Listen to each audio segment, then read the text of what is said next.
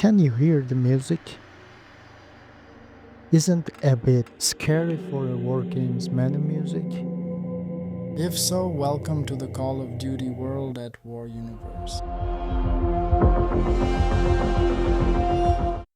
When you think of the Call of Duty series, what comes to mind?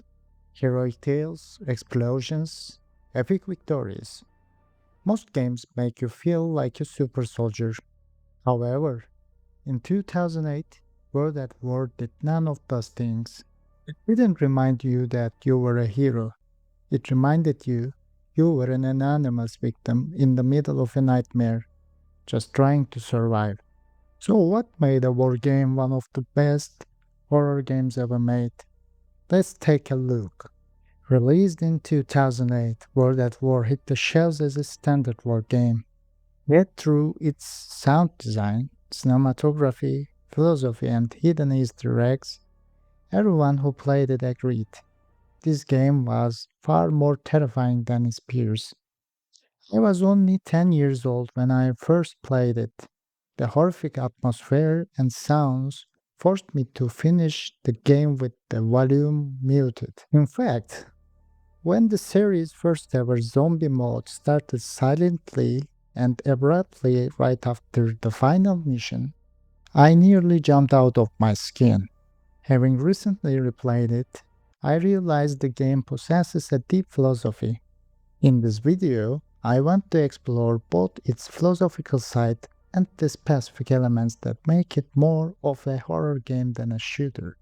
If your tea or coffee is ready and you have subscribed and hit the bell icon below, let's begin.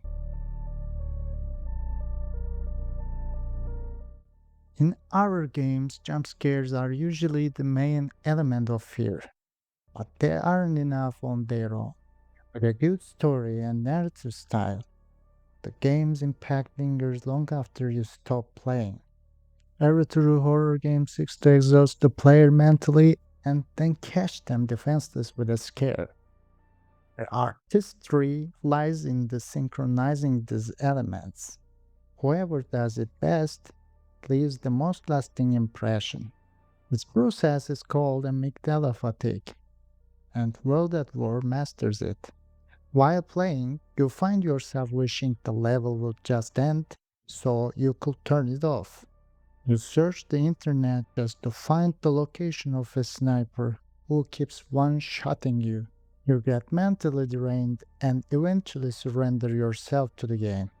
In the dense vegetation of the Pacific, an enemy suddenly rising from the grass is no longer just a human. They are a part of nature. A banzai charge bursting from the brush, or a sniper you can never pinpoint turns the enemy into an elemental force. History knows this as guerrilla warfare, used masterfully by many brilliant commanders. Here, the illusion of control collapses. In most FPS games, you are in control. In World at War, control belongs to uncertainty. This forces your brain into a state of constant hypervigilance. The result? Something heavier than fear, psychological burnout. Another masterfully designed horror element is the sound. The game's sound design isn't a war symphony, it's a chaoscape. Composer Sean Murray added infrasound to his music. Low frequency hums around 20 Hz. You don't consciously hear these sounds, but your body perceives them as a danger signal, triggering unexplained anxiety and claustrophobia. This low frequency eeriness is suddenly shattered by a high pitched scream of a soldier, resetting your nervous system. War here isn't a peak music, it's a noise that constantly batters your mind. When this system combines with the low rumble of tank treads and the agonizing screams of dismembered soldiers, the player's only instinct is to huddle in a corner and stay there as long as possible. Philosopher Hannah Arendt, when discussing the banality of evil, stated that the most horrific violence is not committed by monsters, but by ordinary people merely doing their job. Law weaves this philosophy into every scene. In games, we usually bond with characters. In the Soviet campaign, Sergeant Reznov appears as a father figure or a messiah. However, he is not a man who turns the other cheek. He insists that vengeance is mandatory and dramatizes events to justify it. Reznov rationalizes the brutality for us. To him, General Amsel is solely responsible for the agony in Stalingrad. He speaks of the consequences of Amsel's decisions and motivates us to take the revenge.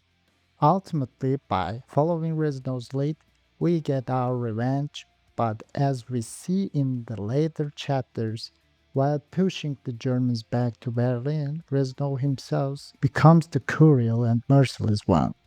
Then there is Private Chernov. He doesn't approve of these actions. He criticizes Reznov, though quietly. He also keeps a diary where he notes the behavior of Reznov and us. Dmitri. The game offers us choices in certain places, and at the end, Chernov's book describes us as good, evil, or neutral. Chernov is vital because he is a mirror reflecting how humans turn into monsters. The violence of war doesn't change his moral values. He remains as Chernov. He pays the price for this morality in front of the Reichstag. Yet, Reznov ensures his name lives on as a hero. I must also mention that Reznov is voiced by the great actor Gary Oldman, which adds an incredible charisma to the character. In this world, there is no pure good or pure evil. There are only parties following a procedure. Japanese suicide charts, Americans burning out the caves with flamethrowers, Soviets executing unarmed soldiers out of spite. The game doesn't let you pick a side. It makes you a part of an accomplice to the systemic and bureaucratic violence. You are the one pulling the trigger, and that discomfort is far deeper than any fictional monster. The magnificent moment arrives. We plant the Soviet flag on the roof of the Reichstag. The player has reached the prize. They can finally relax and watch the credits.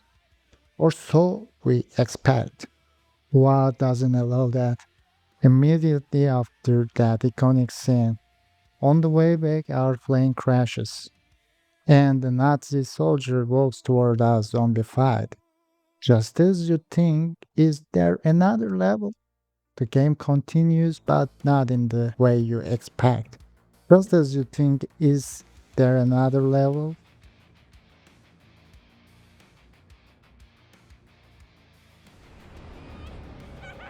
The game continues, but not in the way you expect. Their turn for revenge. It becomes a confession where we pay the price for the sins we committed. You might think I am exaggerating, but think again. I'm certain nothing in this game was placed by coincidence.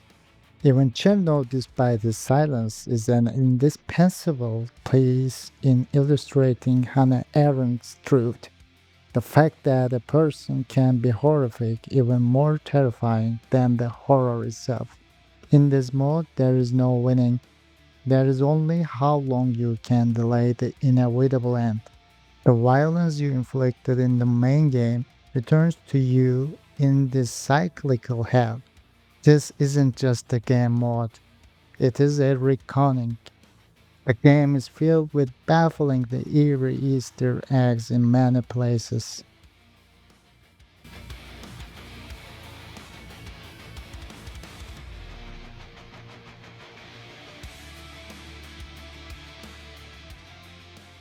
For instance, look at this clip. If you stay in a specific spot during the beach landing, and jump into certain craters, strange statues rise from the ground, granting you the ray gun, a futuristic weapon normally found only in zombie mode.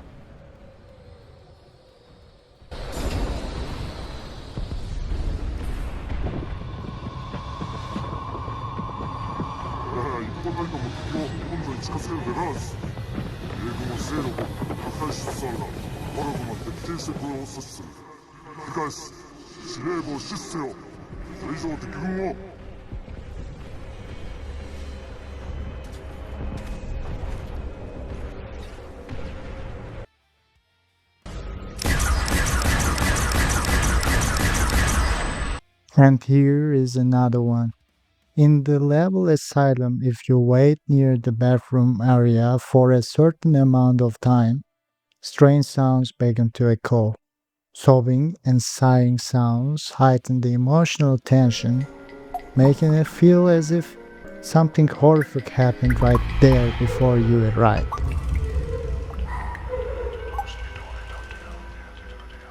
And finally, on one of the Japanese damned multiplayer maps, a soldier's scream can be heard coming from inside a bunker.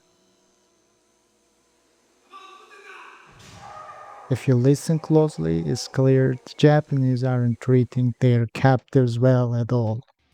The depth added to the game through Easter eggs like these is absolutely magnificent.